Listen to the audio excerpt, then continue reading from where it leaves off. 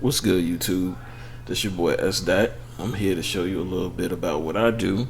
I'm a photographer out of RVA. If people don't know, that's Richmond, VA. For everybody that don't know, I'm doing like a quick review with a photo shoot. I recently purchased the Blackdish from Brandon Cole. Good looking Brandon, because it was a lifesaver. I definitely enjoyed it, but I'll let y'all see. So, y'all check it out.